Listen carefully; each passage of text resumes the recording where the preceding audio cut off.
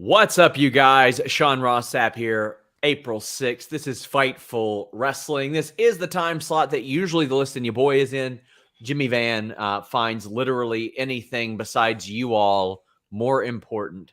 So here we are. I've got one of Fightful's most popular hosts, the host of Grapsody. Look at him like this. Huh? When I watched a man on the verge of tears approaching him at ROH Supercard. Yeah, it has literally happened. Yeah, no, it still doesn't make any sense to me, but I'll take it, I guess. It's wild, isn't it? I love it. It is. It's wild. Man, what a week this was, by the way. This was like... All right, I've done a lot of WrestleMania weekends. Pretty much I've been doing them since 2015. But I will say that this one specifically, and I think part of it was because like last year was so limited with how much could be done, and then year before there wasn't one. But like this year felt like this like big moment of like reconnection for everybody. I don't know. I'm still like over the moon about it. We're about to talk about a lot of WrestleMania week stuff. Please leave a thumbs up on this video. By the way, Will Washington of Grapsody is his name. It isn't just one of the most beloved podcasters on Fightful. That is not his legal name. But donate a super chat, donate a humper chat. If you do not know what a humper chat is, go to humperchats.com. You can leave your question or statement even before we go on the air, and we will see it later. That's one of the benefits of that. This show brought to you by nordvpn.com/Fightful, and we'll talk to you about that in a minute. But it surprised a lot of people because I've never been to WrestleMania. Not only that, I've never been to a WrestleMania weekend before this weekend. I didn't travel much in general before I got into wrestling, but I didn't travel much for this job before AEW. And the reason why I didn't travel much before that was because there weren't a lot of in-person media opportunities. Like the convention scene hadn't quite blown up to what it became in like 2019 and 2018 with StarCast. All In really launched a lot of that. It was a little more media friendly. And as a result, the ROHs and the WWEs of the world began providing a lot more media opportunities as well. So May of 2019 is when I started to do in-person stuff. And not just that, the pandemic hit the following year before WrestleMania. So there were none there. I wasn't going to go to Tampa last year on the off chance that I could get media. I wasn't going to spend that money. So this was the first year that I got this opportunity. And let me tell you, it is exhausting, Will. It is. There's so much to do. And it is like I will say, when I said I've done WrestleMania weekends, what I specifically mean is everything but WrestleMania. Because like in 2016 I was in Dallas and I did everything surrounding WrestleMania, did all the indie shows, went to WrestleCon, all of that, and then went to WrestleMania. And like WrestleMania was like honestly the hardest part to wrap my head around. And it was the part I had the least amount of fun at. And so the following year I was like, I'm going to try something new. I'm going to do everything but WrestleMania and see how that goes. And it went incredibly well. Yes, so much better. And so every year after that, I've gone to everything but WrestleMania. And I have the time of my life, and I don't have to try to make my way around 50 to 100,000 fans. And that getting into the venue, getting out of the venue, making sure you've got travel, paying the expensive concessions. Like people ask me, hey, Sean, why didn't you go to WrestleMania? I had one person mad. They're like, you'll go and you'll get yourself over at GCW, but won't cover the event. I was like, what makes you think that I'm useful at the venue? Like, what am I going to do there? They're not letting me backstage. So I would be in a press box if I'm lucky. If not, just a regular comp seat.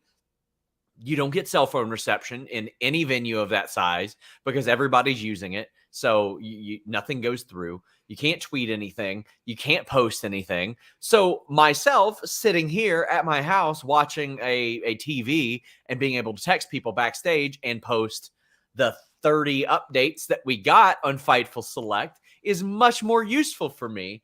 I would love to be at WrestleMania. It just doesn't make sense for my job.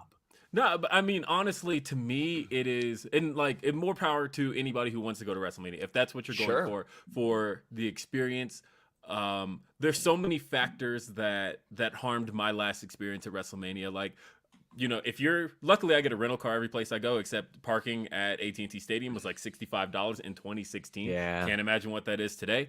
And on top of that, all my friends getting Ubers, they were like $200 trying to get an Uber out of WrestleMania because there were so many people. And I thought, I can't do this again.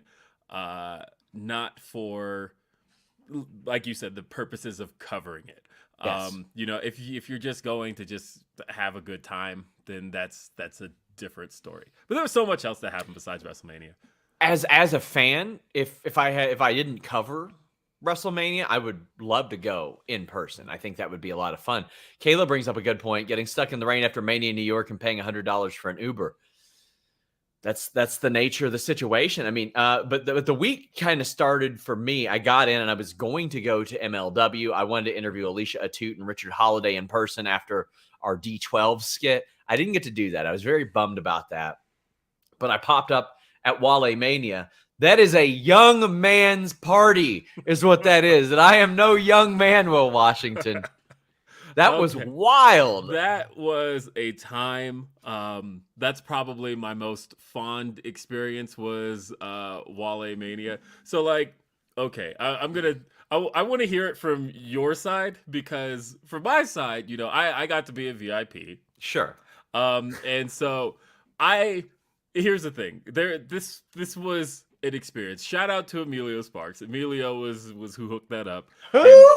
And the cool thing about Emilio was, he just kind of texted and was just like, hey, come to this entrance. We got you. And it's like, okay. And I'm like, there's no way that's just it. And it literally was. But just being there and being around all of these guys from pretty much like in that room, every company was represented. Every brand of every company was represented. And everybody's just having a good time, just mingling, just having their drinks. And like people who are in feuds, like I walked up to them. I'm like, y'all are supposed to be feuding. And they're like, oh, my bad. And like walking the other directions. And no, it was just it was a good time, and so many people from wrestling media were there, and just kind of having a good time with each other. And like anybody who was kind of a jerk ass on Twitter was either like not in person or off in a corner by themselves. And so just all around, it was just an all around good time. And I will say that after a while, there reached a point where certain people, once Wale's people got there, then all of a sudden the idea of just show up and we'll let you in, no longer a thing at all. And there were some people who like weren't there yet. Shout out Reg. So Reg, he wanted to stick around. He was pretty much at as many collective shows as he could be at. Yes. And Reg didn't get to WaleMania in time. He got in eventually. Yes. But security was straight up like, you aren't on the list, you aren't getting in. And they were like hard about that. And like West Side Gun shows up and they're like, you aren't on the list, you're not getting in. And, and like he's got this entourage of like 20 people. And they're like, sorry, you ain't on the list. And I just watching, and then the funniest thing, I told the story on Grapsody, but if you haven't seen Grapsody this week, I had, when Reg texted and he's like, I'm downstairs, and I turned to Daniel Garcia and I'm like, hey, can you go help Reg get in? And he's like, it would be if I were higher than 233 on the PWI, but since he's like, tell him make me higher next year. And then he like seriously just left him. Jesus, I love it. It was a great time. It was a really great time. Oh my God. So I went there with Demon Diva, and I text you after I'd been there for a little bit, and I was like, hey, you here? And you're like, we're on the stage. And I look up and there you are on the stage. And I didn't get to stay nearly as long as I like, because I also had to prove that I existed in multiple places at the same time. And like minutes after I walk out the door and I'm in the Jeep that they gave me at the rental place, I've got Kazim tweeting me saying, "Bring me Sean Ross Sapp." And I'm like, well, that will be a neat trick because that won't be possible. Because as I was booked the next night, I didn't want to not appear in some capacity backstage at Joey Janela's show. So I had to be at multiple places at one time. But man, everybody was happy. Everybody was smiling. It was a really nice place to be there. And man, so many big names coming together for WaleMania.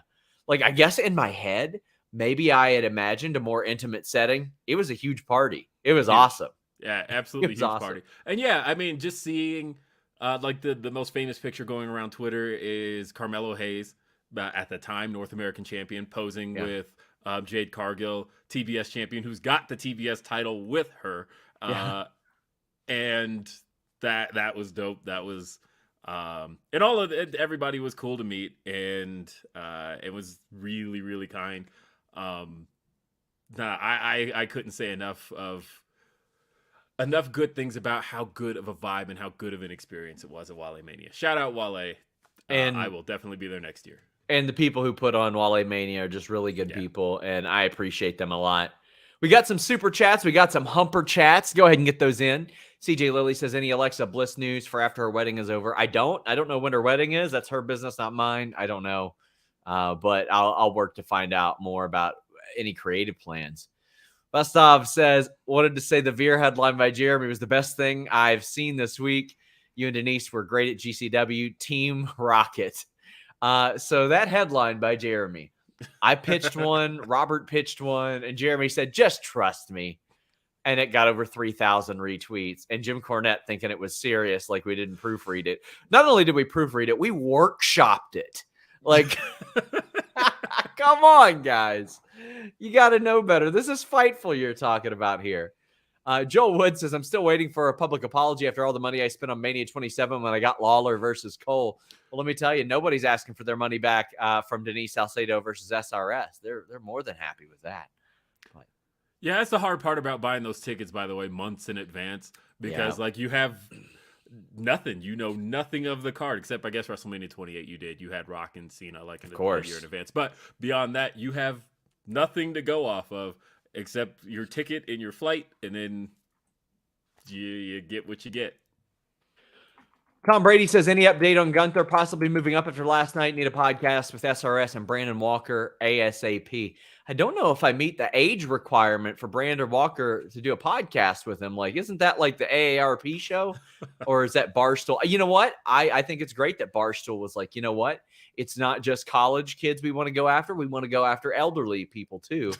So, you know what? I'd love to help out Brandon Walker with that and give him a few more views. As far as Gunther, how about this? Subscribe to FightfulSelect.com right after this show. And I got something for you right there. Chris Rain says, so happy to see you, Will. You've been killing it with Grapsody.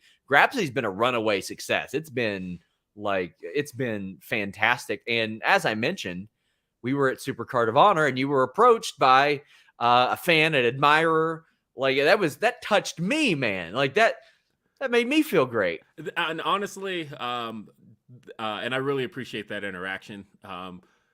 But as Reg and Phil can attest to, that was happening all weekend, and that was one of those like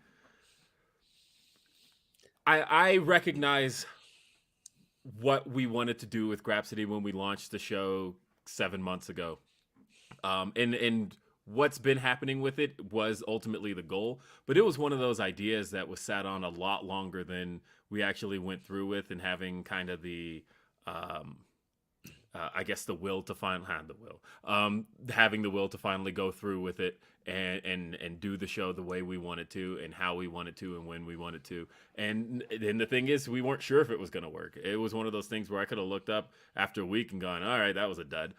So I am still really pleased and really happy with how Grapsody has gone, and I still am really happy with it. And I look forward to Saturdays. It's it gets me up because even though it airs at noon Eastern, that's 10 a.m. here. Yeah, and my Friday nights, Friday nights could be anything. But I know that no matter what I'm doing Friday nights, I'm like, all right, gotta get up for Grapsody, and it's my thing. I love it. But Reg has the worst because he's in Cali. That's 9 a.m. his time. I know. None of you all are on Eastern, are you? No. Not any of you. Nope. It's like, because listen, there are times I roll out of bed at like 12:05, and I'm like, Grapsody started. yeah, no, honestly, Phil's got it the best, and it's still for him. It's 11. But that's our Saturday morning. But it gets me up. It gets my day going. So yeah, you said you're happy you all had the will to go through with it. I'm glad we had the will that went through with it.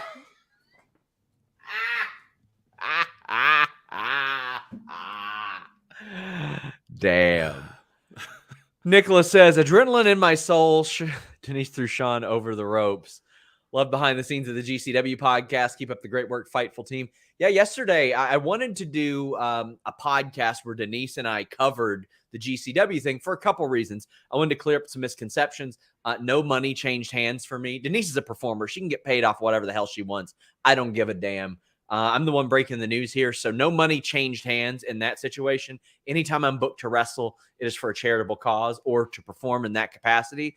And I wanted to do a show where me and Denise didn't do the pretending not to coexist bits and muting her and stuff, and just do a straightforward show. It was a lot of fun. I think you guys are going to like it. There are some funny ass stories behind that. Like Josh Barnett going up to people and saying, oh, Sean's working again. And they go, again?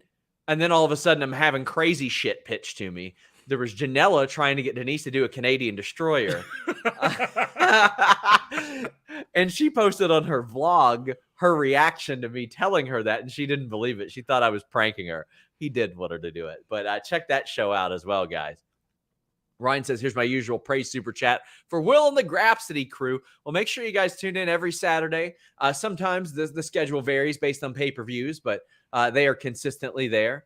Brent Lockman says, Grapsody has been a highlight of my weekend for months. So much fun. I can tell you guys, I get pitched a show every single week, at least once a week on a slow week. Every single day, I have multiple people asking, how can I get involved with Fightful? And trust me, if there's an opportunity, I'll make it publicly known. But Will pitched me that, and immediately I said, well, that's a good idea, because I was familiar with the work of all three involved. And even your unofficial fourth member, Andrew Thompson, I've been begging him to come work for us again. At least once every 6 months, I'm like, hey, do you want to just leave those Canadians and come work for us? The dollar stretches further in America, Andrew. Love Andrew. Oh, he's great. Joel says, since Cody returned on Saturday, I heard the word wrestle and wrestling more times on WWE-themed shows and interviews than I have in years. So let's talk about Cody. We've got Ryan saying, do you think he has some creative control over his character? His promo on Monday was unscripted. Was that a one-time thing? No, I don't think it's a one-time thing. I think that he's got some flexibility, Will. I don't think he's got creative control. I think he's got flexibility. Based on the first 3-4 days of Cody Rhodes in WWE, how are you feeling about that? Yeah, I mean, I've watched probably so many Cody Rhodes interviews at this point. I just watched them on the bump an hour ago. I've read and seen everything Cody's had to say, and my biggest takeaway from it, there's certain things he said that I'm realizing kind of play into the idea of, does he have creative control? I don't know that that's the case as much as he doesn't sound like he cares as much anymore. Like, one of the things he talked about was how he's learned over the years, he said in his first run with the company when he was there 6 years ago, that he was always afraid that it was like, stick to the script, just do what you're asked. But now he's like, I've realized over the years that it's better to just ask for forgiveness after the fact and kind of just do what you want. And so, like, knowing that about Cody, I could very much see him just kind of doing his thing, because there's a lot of guys that very much do that. There's Kevin Owens is one of those guys who just kind of gets his thing and goes with it any way he sees fit. And if he did something he wasn't supposed to, whatever. Did it get over? He's good even in bad stuff. Yeah. One thing that I'm having a laugh about, though, is, and I'm wondering what kind of effect this will have, the amount of AEW names Cody has dropped lately.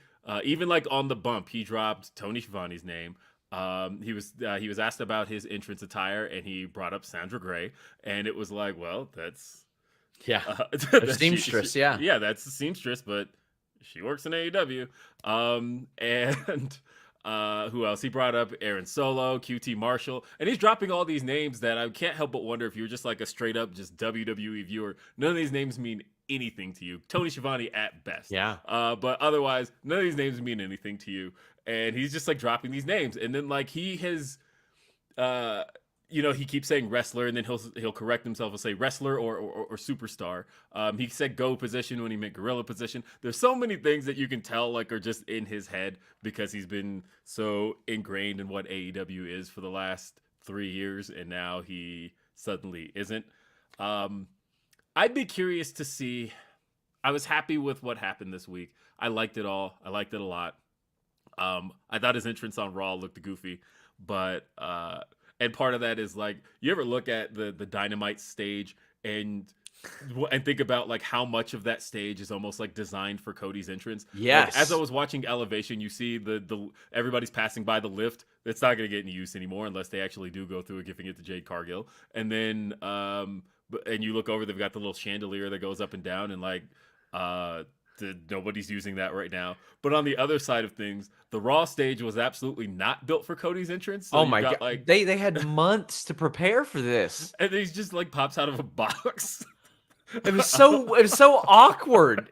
Like they had months to prepare for this, and that was the best we got. They just did a thing. Here we go. We're gonna make him a ramp though, so it doesn't look so ridiculous. Yeah, this is so weird. I don't know why they did this. Oh man. I mean, I can tell you that top WWE wrestlers were optimistic that this might put a boot up Creative's ass or Vince's ass or anybody who makes those types of decisions asses. And they were hoping it would lead to a creative renaissance. I don't know about that. That was a very AEW promo that he cut on Monday, and it felt weird. It felt weird on WWE programming. It felt weird in a lot of ways. I mean, I know a lot of people who were there in the building were talking about how they said that the reactions in the building weren't coming through on TV the way that they were supposed to, or at least the way that it sounded in the arena. I don't know about that. I just know what I heard on TV, and I know that it sounded off. Everything sounded off. The way he's talking and the way the crowd is responding, it didn't sound nearly as responsive. It sounded kind of like I don't want to say canned, but it did feel like it all felt very cuey. It was all like, okay, he says this, waits, like just a generic kind of reaction. It didn't feel like he was really like with the people the way it used to. So I don't know. Yeah. We've got some super chats. Josh's Town says, now we got the Cody coaster. He should just like slide down. Whee! The whole time. Brent says, did not expect to see a Futurama style head in a jar to start Raw this week. I know, his head just like at the bottom of the screen, like just awkwardly waiting to raise. Colt says, loved Cody, but I'm nervous. I believe he worked so well in AEW because he had some breaks and time off. I'm unsure about this character on TV every week. No, I was very interested to see Cody Rhodes come to grips with the fact that people didn't like him. He didn't have to be a bad guy, but people didn't like him. I think there was a very fascinating story to be told there. And I think that there was a lot of money in him eventually being in the ring with the Bucks and Omega. And now it's just like that may never happen. It's like I've seen so much Bullet Club Civil War. I've started to ask the people involved, will there ever be a bow put on this? Because now, like I don't know if that will ever happen. I want a bow put on the Cody AEW stuff at some point, and I think he'll eventually go back. I really do. But yeah, this to me feels a lot like Flair going to WWF in the early 90s. And that, like, you know, it was cool. It was like almost jarring. But at the end of the day, we know where like we saw Flair more than anything else. We have Matt Reichel saying, happy Wednesday, Sean and Will. Any news on Asuka and Bayley? As far as I know, Bayley isn't quite ready yet. WWE had told me that they wanted Asuka back in the spring. So we'll see. I'm a Lucha says, the Stockton and Maliner of Pro Wrestling News. I don't know what that means. A Maliner? I am a Lucha. He says, we're all here for it. Much love, fellas. Dynamite's going to hump. I hope so. I hope so. Because I am exhausted right now. So I need something very exciting. Joseph Correa, it was great to meet you, Joseph. He says, making it my mission to attend WaleMania next year. You got to go to WaleMania at least once. Have to. Cher Delaware says I could rewatch Knoxville and Zayn every week for the rest of my life, and I'll never not laugh. Happy to see my pal Will. I agree. That was so good. So good. Shane Helms did some incredible producing work this weekend with the Logan Paul thing and with the Sami Zayn, Johnny Knoxville thing. And I mean, this is a guy who worked on Ready to Rumble. So I think he's probably adept at working with celebrities on stuff like this. And I thought that the celebrity stuff this weekend between Pat McAfee and Johnny Knoxville and Logan Paul all went fantastically. Like, the bar is so much higher than what it once was as far as celebrities. It's kind of becoming a common thing. And I say common, it's been 2 years. But at WrestleMania, to get that feeling of, oh, wow, this celebrity really surprised me. I was not expecting them to come through like this. You know, we got that with Bad Bunny last year. But even in AEW, we got that with Shaq, right? At what point now is the bar so high that they can't surprise us? Because, like, if Floyd Mayweather had been plopped down on this card, we'd be like, well, he had the fourth best performance. And that was a really good celebrity performance in 08. Yeah, it was. I feel like a lot of these guys grew up wrestling fans and like want to do this stuff. Like Bad Bunny, he admittedly is a huge wrestling fan. You know, he in the Mia video, he wore the Eddie Guerrero t-shirt. Like we knew he was a wrestling fan long before he did the Booker T song. Like that's what we knew about him, or one of the things we knew about him. But point being, a lot of these guys like have wanted to do this stuff, and like so it was a bigger deal for them, and they're willing to take more risks with it. To like, yeah, when another celebrity just like shows up and does like kind of a snooky performance, I think people won't nearly be as into that as they were. Also, I'm seeing in the chat that I think they meant Stockton and Malone, and I can very much see that. Well, let me say, I don't want to be Malone. Me either. Nope. And you know what? I don't want to be Stockton after the last couple of years. Some of the goofy shit he said either. Yeah. Well, let's be somebody besides Stockton and Malone, please. Yes. Anybody. But yeah, to me, if you have like a celebrity that you don't think will be amazing, then you just gotta put that on like Raw or something at this point, because the WrestleMania bar is so high.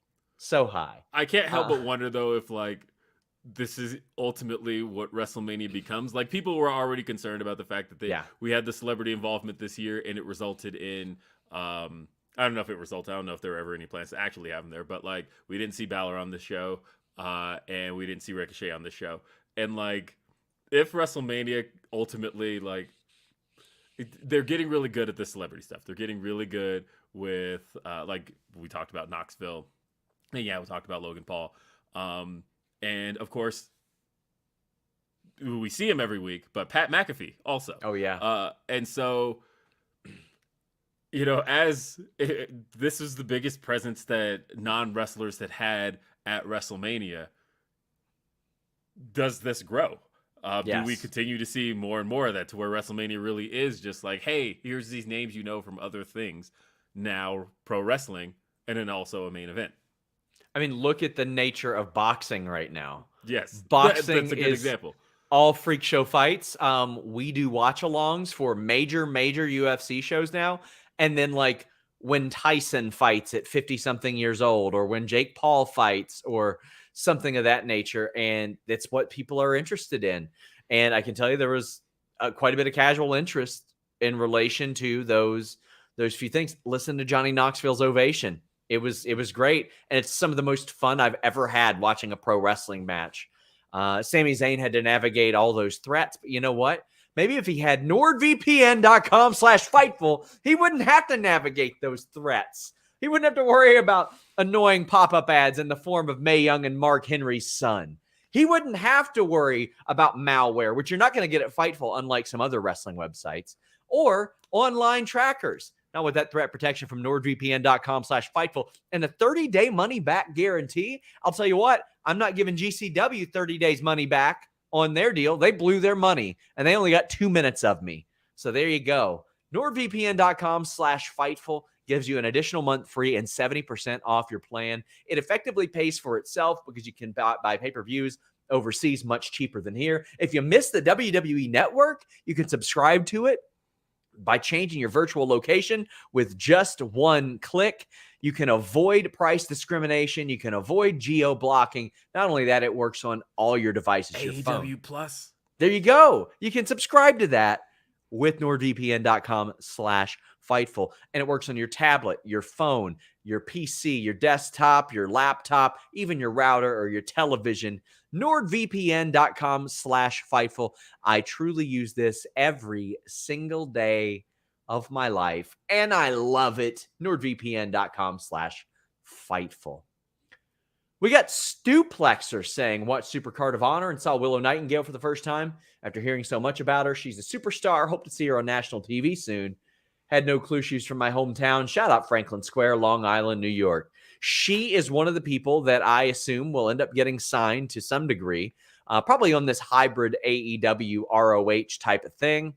That's what Joe is on. That's what I believe Gresham is on now. There's a lot of people that probably should be signed. And I'm getting a phone call right now, so take it away, Phil. It's a very unusual one. Okay, well, I think he meant Will, but so the and it's funny because that happened a bunch this weekend. But I have some breaking news. WWE. I'm about to confirm it with them, but they have released Nash Carter, from what I understand. Oh, shit. Breaking news. Yeah. That is, when this person calls me during a show, I know that when this person calls me on the phone in general, I know that something crazy is going on, but. Wow.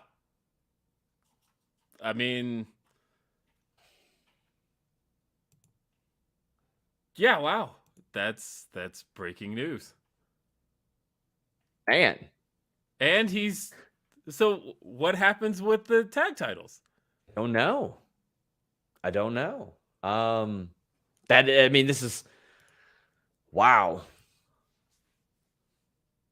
Huh. We're left speechless here. There's been a lot going on there. There've been accusations of abuse, among other things, and we cannot speak to the validity or anything of that. And we'll sort of wait until that unfolds. But that is wild. He is a current NXT Tag Team Champion. But yes, it is absolutely tied to those allegations. 100%, yeah. But Nash Carter, based on what I heard, I'm still waiting for an official word from WWE. I have reached out to them, but I got the news from the person that I get about 80% of my release news from. So yeah, and that's sort of an awkward one to navigate because of a lot of the stuff that is going on, and yeah. Nash Carter. And somebody's saying this isn't a mass release thing. Not to my knowledge. No. Okay. No, well, in a mass release, they wouldn't touch their champions. Yeah. You know, if there's got to be circumstances surrounding it if a champion was going to get hit. Yeah. Because otherwise they would have booked around it. Like, that's the thing is they had opportunities to book around it. Yesterday, they could have booked around it. Like, this is obviously something that's very sudden. And I'm curious what comes out from this in the next probably few minutes. Yeah, we will stay on top of it. I have reached out to WWE. Again, the person that I just got this from is incredibly reliable. So, whoo boy, that's happened a few times where I've gotten calls on the air, and it's always something crazy, unfortunate like that. Yeah. Also unfortunate is mentioning Karl Malone. I am Malucha says the dish and the dunk. My friend, listen, if you're a Jazz fan, please just Google him. Please Wikipedia him something. Please don't compare us to Karl Malone. Yeah. Please don't. I get it if it's one of those things where you just kind of like grew up with them and then didn't follow any of the news that's come out about him at that time. Yeah. But I'd rather be Spud Webb and like Dominique Wilkins than Malone and Stockton at this point. Britt Lockman says, do you ever hear of Nick Cage? I thought he meant Nick Gage doing anything in wrestling. I was like, well, yeah, of course he does. Of course. And Britt Lockman says, seems like the height of insane. I bet if somebody reached out to him, he would. He would. Scott says he can confirm the release. I listen. I'm working to confirm it with WWE themselves.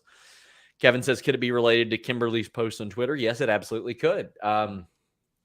Again, I cannot speak to what happened, what like didn't happen. I can't speak to the validity of that. We'll see how that plays out legally and all that, but it's a wild situation. Cher says, I grew up a Jazz fan and I'd rather not see anyone compared to Malone. He sucks. And not only that, I mean, Stockton, some of the crazy shit he said over the last year, it disappointed me. I think that disappointed me even more because I was like, man, he was so far ahead of his time. John Stockton was. Will be Gary Payton and Sean Kemp. There you go. That was my go-to combo in NBA Jam. Yeah, they were the best. They were the best. Yeah. We got Joel Wood saying, curious as to what happened with Wes. I'm sure he's not sure he's going to strive on his own. He's so good. He really is. She claims she's still signed to Impact, but they haven't used her. I don't think they're going to use her. So it's hard for me to believe they'll just bring him back there to team Nash with Trey. But man, this was a shocker. Another shocker, Triple H retires. He spoke to Stephen A. Smith last week, and the interview was like, all right, it was them getting on Stephen A.'s show. That's what that was. And him talking about Andre and Hogan and all this stuff. Somebody says they thought Kimber announced she was released 2 weeks. She just said she was still signed. I'm just going based on her words. But Triple H says, I am done wrestling in the ring. Your person just texted me, sorry, I interrupted your show. So yes, that's fun. Yes. Yes, it has been confirmed by WWE to me. So I'm gonna. Yeah, that deserves to be broken and tweeted. Yep. That is out there now. I can now confirm this information. I want to back up a second and yes. just kind of address something that I've seen from a lot of fans. Going back to Ring of Honor for a second. Yes. Because we completely skipped over that. Yeah, let's talk about Supercard of Honor. Yeah, Jesus shit. A lot of people, specifically like the diehard Ring of Honor fans, have been really upset about some of the booking coming out of the show. And I think there needs to be some recognition of why all of that took place. Mm-hmm. Because really the thing people are upset about is that a lot of AEW guys went over, and it seems like if it were an ROH guy versus a Ring of Honor or versus an AEW guy, the AEW guy won. All the titles are really on people who have some significant ties to AEW. But I feel like that was kind of the point. And I don't mean that from a booking perspective as in like, let's make sure we kind of bury Ring of Honor. I don't think that's what it was. I think it was more so, Tony talked about in the scrum, he mentioned that I don't know what he mentioned how he doesn't necessarily know what the future is for Ring of Honor programming. Sure. And in that sense, I think that when you don't necessarily know what you've got going forward yet, that he's still working on it, you kind of have to make sure your championships are where you can guarantee them. And right now the media scrum, I thought that was a special edition of Grapsody when I watched it back. What are you talking about? I know, right? I thought you all were hosting that show. It was like just boom, Phil, boom, Will, boom, Reg. No, dude, those are becoming, I love it. Quickly going to become one of my favorite parts of the weekend. You know why I love it? Because I don't have to fucking go anymore. I can be like, Will, listen, let's set up a rate. Let me get home, please.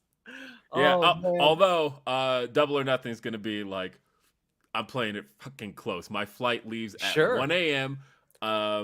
So my guess is based on, so it's going to be Pacific time. So I'm guessing the pay-per-view ends at 9, which means the scrum probably runs till about 11. So I've got a small window in there to get to the airport. But luckily the arena is 10 minutes from the airport. So if I've got all my stuff in my car, I should be okay. But it's going to be Yeah. It's like on the other end of the block of that big block from the airport. So I'll be fine. But as soon as that thing's over, I am literally jetting.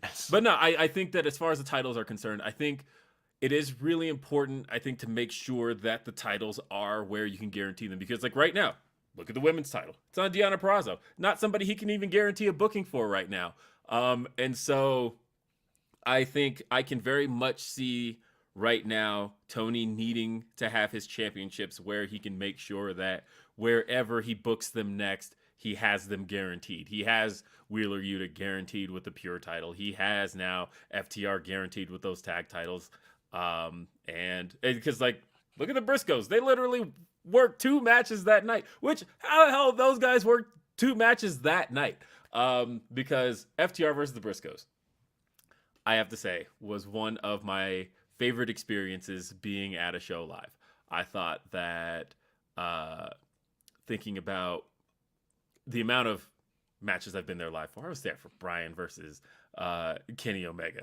I've seen some like hot atmospheres, and with this being a smaller, intimate setting, because it was the Curtis Culwell Center, which AEW's run twice before, and they're running next Friday for Battle of the Belts. They had it reduced to a much smaller setup for this show, and they shot it like a Ring of Honor show. They filmed where the hard camera was. They were shooting the stage. They really wanted to make sure it looked like a Ring of Honor show.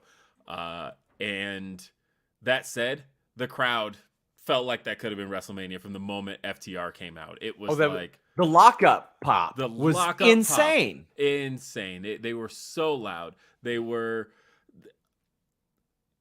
the people chanting "Holy shit" with these guys just staring each other down, and the dim boys, top guys dueling chants, and everybody just being into every single thing they did. And it felt like the match never really slowed down. In the places where it did slow down, they were smart about it, right? They did the fake out Dax Harwood injury spot where it was like, okay, this is actually the cool down spot of the match, but you didn't know that because that was the only moment they really took you out. But otherwise, they reset right after that, and the match just keeps going and going and going and going. The Young Bucks coming out afterwards got a massive reaction. People were so mad, but in a good way. You know, everybody was chanting "fuck the Young Bucks." Like it was great. I wouldn't trade that match for a whole lot this weekend. I know FTR consider it their best match they've ever done. Yeah, too. Which is that's a high bar for them because you know, I know before that it was the American Alpha match, but I can agree with them that this is up there. Joseph Correa says, never experienced anything like watching FTR Briscoes live in my life. It was surreal. It was special. I hope that the Briscoes can make amends for the things that they had said in the past. They are made for TV. I've heard no issues with them since then. None. So I'm hoping that whatever needs to be rectified can be, because I had people that worked with them every single week say that they think that those fellas are changed guys. So actions speak louder than words, I think. But Brent Lockman says it's mind-blowing that the match that the Briscoes did with the Good Brothers was really solid too. This can't be the end of Briscoes and ROH, right? Again, Warner Media is going to have a very large say in this regardless, I think. I think that scrum was the first time that Tony admitted that it won't be on Sinclair to some degree, but he's got to appease Warner Media a lot more than he's got to appease himself or the Briscoes. And again, as long as the Briscoes are truly changed people from those aberrant tweets, I would love to see them involved. We've got some terrible news that just broke. Sonny was in a car crash on March 25th that the Ormond Beach Observer is reporting killed someone. And they have not confirmed toxicology, but whenever you see a wrestler or somebody with repeat issues and you see people saying, hope they get the help they need, they're going to hurt somebody, this is exactly what the fuck people are talking about. Because the red flags have been there for decades.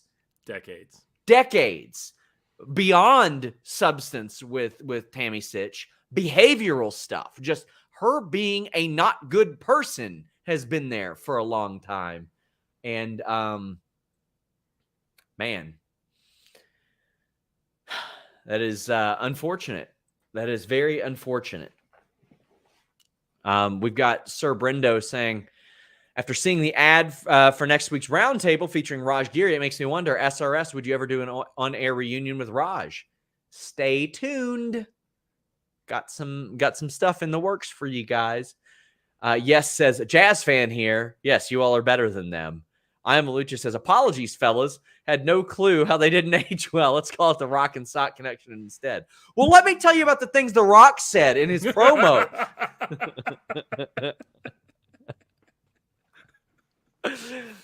Joel says this is what it looks like when SRS gets his news and how he verifies it. Feels like I owe you another $5. I mean, drop it. Hey, if y'all want to PayPal me at SeanRossSapp@gmail.com, you have it that as well. We get asked, does this mean WWE did an investigation with Nash Carter like others, or is this more of a zero tolerance? I do not have that information yet. I'm very sorry. This is very, very... I'm getting some more news too. But yeah, this is good news though that I'm getting. I have to tell you though, that promo you cut was so much fun. I was so happy to be in the building for that. That was literally why I drove down, because I appreciate it. So if you've never been to the Dallas-Fort Worth area, if somebody tells you that something's in Garland, Texas, understand that is not Dallas. Like when they say, "Oh, yes, we're in the Dallas area," yeah, no, we drove 45 minutes to get from proper Dallas to Garland, Texas, and so like I was feeling so far removed when I got to the arena for Ring of Honor. I felt so far removed from actually being in Dallas at that point. But we made it there. And then, of course, it was like, okay, now we absolutely have to make it back for Joey Janela's spring break. And we have to make it back to see, because you had let me know beforehand what was going on with Denise. And I'm like, I have to see this. There's no way I'm missing this. Like, we were going to make it back anyway, but there was no way I was going to miss that. I had to see how that was actually going to play out. And it was great. First off, you heel promoted the crowd and like literally got them chanting, "We want Meltzer," which that was, I guess, a great response for that. I badly wanted to do something with Shaza because she until I thought Shaza was like 5'7" for some reason. When you see her in person, she's like 5'2". She's so little, and we've been talking so much shit on the internet to each other for years. I really wanted to heal her. That was a big part of me healing. I was gonna like fake interview her, and that got ripped from me. So I was like, oh my God, I've got to change everything. I was horrified at that point. I was like, but I think it worked well. I wish that could have happened, because that's why the middle of my promo was like a little more bare than the beginning and the end of it, because I missed on all that stuff. But I love that. That was so much fun. Yeah, no, I honestly, the charging everybody $5 was a great bit.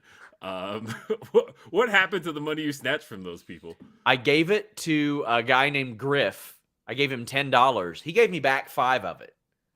So I don't know if he just pocketed the other 5. I'm going to keep that $5 bill because I'm just going to keep it because that meant something to me. That was very cool to me. And like I said yesterday, like, legitimately having Denise Salcedo, who is a great friend of mine, ring announce me and do a kick-ass job, that was like, I was getting emotional right there, because I used to wrestle semi-regularly and I haven't for a few years. And I was like, oh my God, I've never been ring announced like that before, like ever, for anything. And it's the person that I talk to every single day of my life. So that was a very cool moment for me. And being in the ring with Josh Barnett, who is like a god to my coaches, like the tip top of catch wrestling in America. It was very special too. It was wild. I'm going to do some more stuff if, I've got that spinal stenosis thing to get around. But besides that, I might do some stuff here and there because I miss performing. But we got some super chats. We got Chris saying, what do you think next is for Becky Lynch after losing the Raw Women's Championship? I wouldn't mind seeing her take a little bit of time off and then coming back. And I want to see a program for Bianca in the interim. But I want it to be somebody that's a threat. But unfortunately, Will, they don't produce anybody that's a threat. Rhea's the closest, and she's in the middle of a tag team feud and split. And she's probably going to spend some time getting in with another group. But what do you think about for Becky Lynch? Yeah, I don't know. I have my gut tells me they'll just run it back with maybe some sort of hair stipulation. I don't know. It makes sense. But yeah, I don't know. I felt like that match, by the way, because I haven't gotten to talk about that here, but that match she had, I think, honestly, that's an all-time women's wrestling match at WrestleMania. Easily. I think Bianca is just such a world-class performer. Like, starting to be like one of my top 3 female performers all time. And just that match was just such a thing of beauty. And other than really the one Molly go round spot, which in itself created a whole new story. Yeah, it ended up being a top rope rolling Kapu kick, which looked awesome. It's unfortunate that it happened like that. It was very clearly an homage to the person producing the match, helping produce the match, Molly Holly. But whew, that was nasty. I think Bianca, after 2 WrestleManias, is Mrs. WrestleMania. Yeah, because she has had 2 all-time classic WrestleMania matches back to back. Unbelievable. Yeah, that was, Becky talked about last week when asked about whether or not that match should main event. And of course, the thing that main evented was Stone Cold Steve Austin's return. How can you not main event with that? But honestly, had that not been on the show, this could have been the main event and could have been an all-time main event. That's how good it was. Yes, I agree. We have Kate saying hi to 2 of my favorite fellas. Well, thank you. Hi, Kate. We have Alex Diaz saying, who do we see in WWE between Bray, Cardona, or Johnny Gargano? I think Bray's still a possibility. I think Johnny's a 50-50 possibility. I think Cardona eventually does another WWE spot again. I think a lot of this is building up to that. I cannot convey how fucking huge Matt Cardona is in person. That guy is like jacked. He's insane. Leo says, how would you book the first year for Cody Rhodes? For me, I have him win Money in the Bank or the Rumble. Orton as world champion beats him at Mania. Well, Money in the Bank. Oh, that would be such a cheat code. And that's my gut. I feel like that's what they're going to do. But and it's dorky to carry around that briefcase, man. It's so dorky. I feel like if, the thing Cody's talked about is I'm back and I'm back to win the WWE Championship. If he wins it via Money in the Bank, that lessens so much of it. Yeah. He better not. He absolutely better not. I saw his the thing he talked about on the Ringer where he mentioned, or maybe it was I think it was in the press conference he did. And so he mentioned the Royal Rumble being kind of what sparked his interest in that he saw his Royal Rumble stats and he would be sad to see those go away and that he was one of the only people who had stats like those who hadn't won one. I think he said Dolph Ziggler was the only other and that, he could see himself winning a Royal Rumble. If they have the patience for, what they talked about this past Monday of him wanting to become WWE champion and wanting to fulfill Dusty's legacy. If they have the patience, I could see him winning the Rumble next year. That's what I would do. And have him go challenge at WrestleMania. If they don't have the patience for that, do SummerSlam. But please, please don't Money in the Bank this. If Roman's reign has to end if it ends via somebody cashing in on it and not beating him decisively after this run he's had, that would be, to me, a disaster.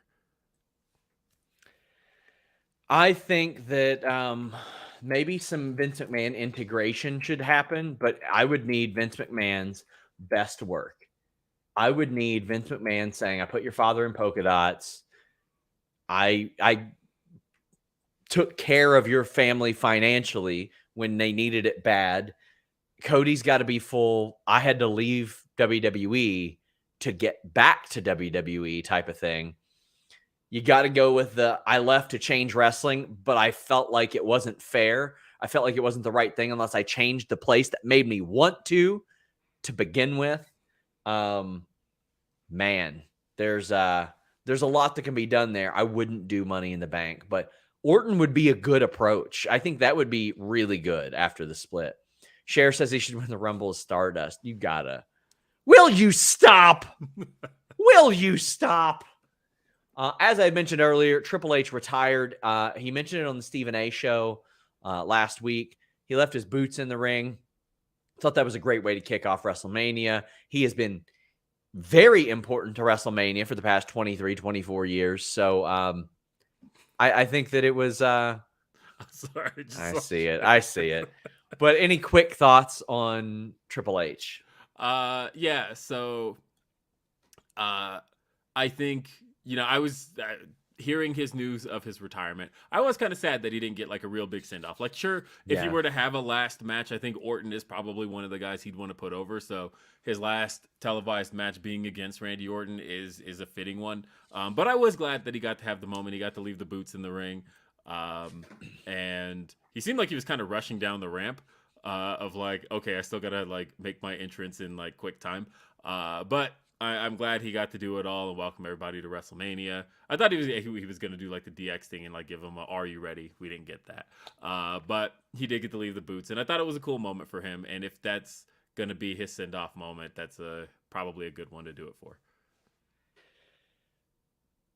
As we wrap up, guys, we have one more Humper Chat. Chris Rain says, your promo was worth the $20 alone. I greatly appreciate that. And Leo says, when do you think Roman will lose one of the belts? I've been saying for a long time, you got to wait until the right person comes along.